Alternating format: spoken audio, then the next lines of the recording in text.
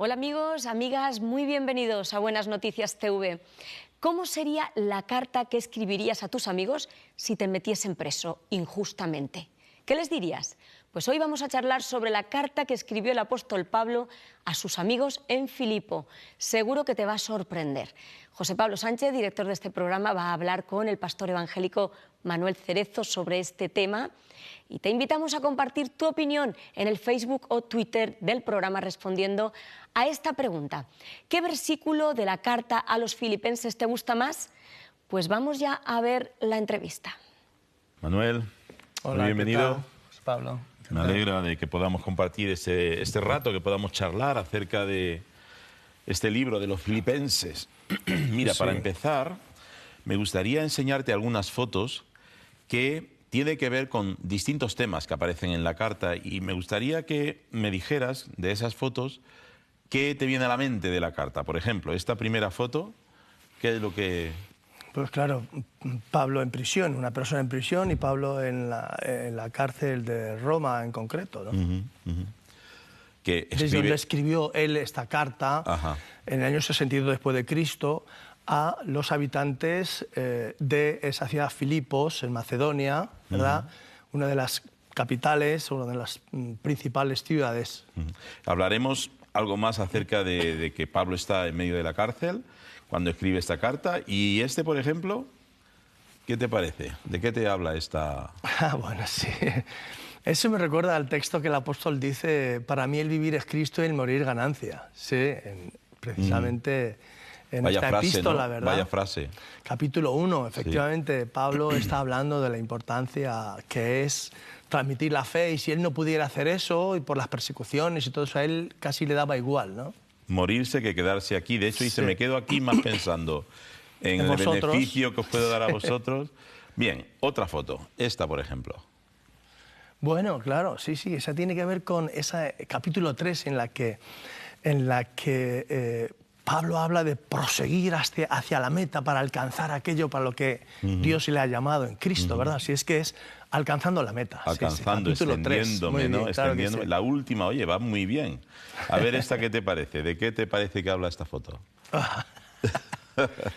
La hormiguita esa, todo lo puede en Cristo que le fortalece, dice el apóstol Pablo, el capítulo 4, ¿verdad? Sí. Todo lo muy puedo interesante, en Cristo sí. que me fortalece, ¿no? Efectivamente. Bueno, la verdad es que es una carta llena, es breve, ¿no? Pero a la vez es una carta llena con un montón de mensajes, ¿no? Que va tocando distintos temas, distintos aspectos de lo que era la vida de la iglesia que recibe la carta, que es la iglesia de Filipos, ¿no? Sí. ¿Cuál dirías tú que es el tema central de esta carta? Bueno, yo diría que algunos... hay quien dice que es una epístola genérica, ¿no? Porque habla de diferentes temas. Y a mí me gustan algunos temas muchísimo. El capítulo 2, cuando habla de la humillación de Cristo, la exaltación de Cristo después de ser humillado, que se hace hombre. Y Pablo aconseja a la gente que sea como él, con ese espíritu, ¿vale? Me encanta ese capítulo, pero también me encanta el que acabamos de mencionar de la meta, de proseguir hacia el objetivo, ¿no? Y dejando todo lo que queda atrás, prosigo, me encanta. Pero realmente, a mí lo que más me gusta también de formación profesional, entre comillas, puesto que me ha gustado siempre el tema de la alabanza y he enseñado mucho sobre alabanza, y la Biblia dice que el gozo del Señor es nuestra fortaleza. Y en esta epístola, en esta carta, se menciona 16 veces la palabra gozo, ¿sabes? Y entonces es como alegría, ¿no? Comentaristas que le han llamado la epístola del gozo, de la alegría. Pero además no solamente a niveles externos, sino también internos. Sin embargo, Pablo, cuando escribe, mencionabas antes, está en la cárcel. Está en la cárcel, ¿no? ¿Está enfadado con Dios? Porque además estaba en la cárcel injustamente, no había hecho nada para que le metieran en la cárcel. Yo creo que hay que decir que Pablo era experto ya en estas cosas. Porque ya el libro de los Hechos, capítulo 16, ya relata que Pablo, por predicar el Evangelio y por tener ciertas actitudes a la hora de predicar el Evangelio que no le gustaron a ciertas personas, consiguieron que le metieran preso. Y estaba con un compañero llamado Silas. en esta misma ciudad, precisamente, en la ciudad de Filipos, ahí Pablo fue preso y le metieron en la cárcel, y a medianoche dice la Biblia que en vez de quejarse porque les habían apaleado, les habían azotado y les habían puesto, dice la Escritura, en el lugar de más adentro y les habían pillado los pies con cepos, etcétera, etcétera, dice que comenzaron a alabar a Dios. Las cárceles entonces no eran como ahora, ¿no? No, en absoluto. No había los... Esas imágenes que hemos visto al principio de la cárcel es una cárcel moderna. No, una cárcel romana del siglo I. Imagínate, sí, con todos los ratones y toda la humedad y toda la porquería por allí. Sí. Pero bueno, realmente Pablo ya dio muestras de lo que había en su corazón cuando con su compañero se pusieron a alabar a Dios en medio de esa prueba tremenda, de ese dolor por la laceración que había tenido, etcétera, etcétera, y alabaron a Dios. Y entonces él está hablando aquí en esta epístola a los filipenses, y les está transmitiendo también ese gozo. Por lo tanto, él en absoluto podía estar enfadado con Dios. Al contrario, él decía que el hecho de que él estuviera ahí estaba significando que podía predicarle el Evangelio a mucha gente, porque a todos los que le custodiaban diariamente, esos recibían la palabra de Dios. Y él mismo habla en esta epístola, que dice, mis cárceles están siendo patentes a todo el pretorio, a la guardia pretoriana. Y cuando se despide, habla de los de la casa del César os saludan, o sea que de alguna manera su palabra había llegado ya, allí, claro. Había llegado hasta la casa del César. Pero eso pasa porque era apóstol, ¿no? Gente normal y corriente sí se hubiera enfadado con Dios. Bueno, vamos a ver.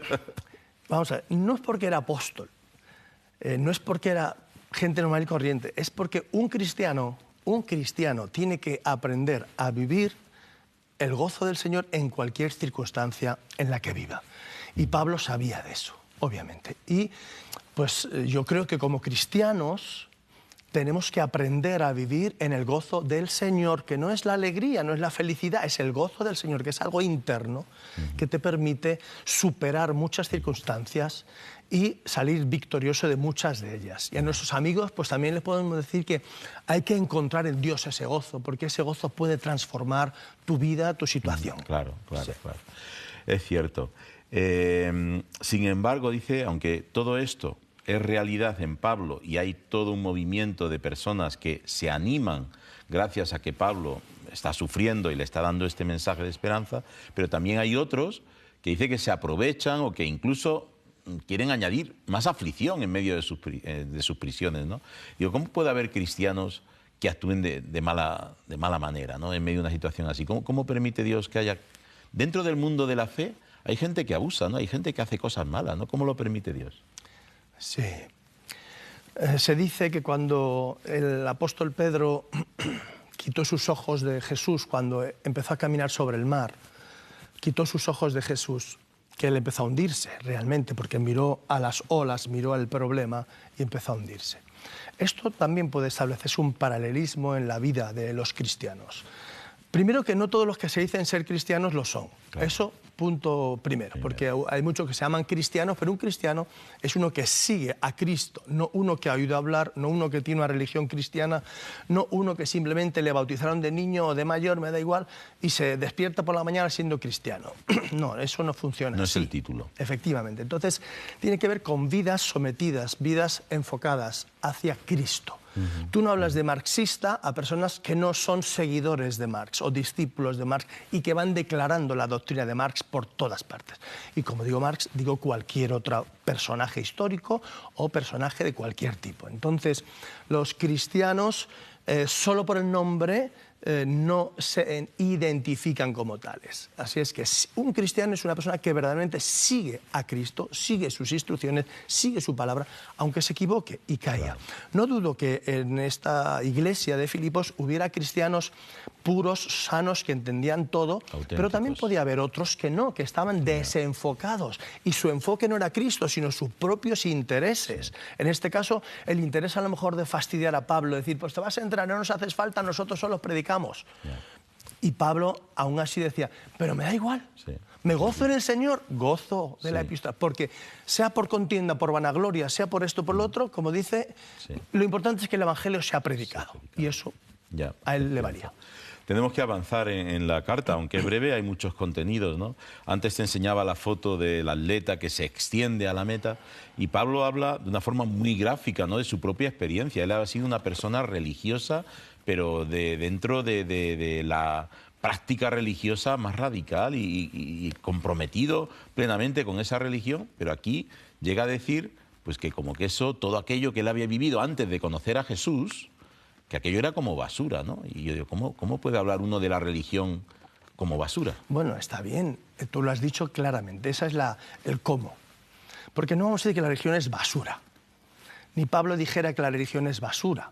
Las religiones yo creo que tienen siempre algo positivo, algo bueno para la vida natural de la persona, pero no son trascendentes hacia la eternidad.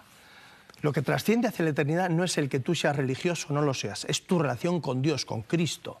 Entonces el apóstol Pablo está diciendo que todas sus enseñanzas anteriores, judías, él era uno de los maestros, ¿verdad? Y aprendía a los pies de un gran maestro.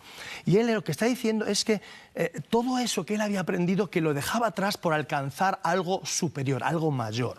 Y de la misma manera podemos decir que si la religión solamente nos lleva a ir los domingos a la iglesia, si la religión solamente nos lleva a tener un vocabulario más o menos religioso, si la religión solamente nos lleva a eso, no sirve para la eternidad. Si la religión te lleva a la persona de Jesucristo, a enfocarte en Él, como dice el apóstol, por eso dice, yo todo lo que tenía lo estimo como pérdida, pero dice, por algo más excelente que es el conocimiento de Cristo Jesús, mi Señor, por amor del cual lo he perdido todo. Y lo tengo como si fuera basura, es que me da igual todo lo anterior porque ahora he encontrado a Cristo.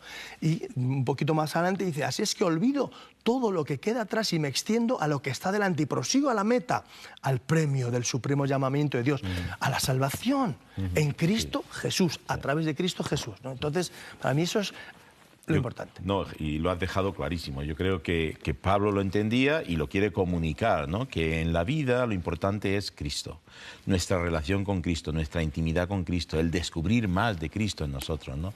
Y que la práctica religiosa, como decías, también puede tener un valor, pero evidentemente cuando comparas con tener a Cristo en tu vida, pues es como si fuera algo sin valor, ¿no? Todo lo puedo en Cristo que me fortalece, ¿vale? Pero claro, Pablo está en la cárcel.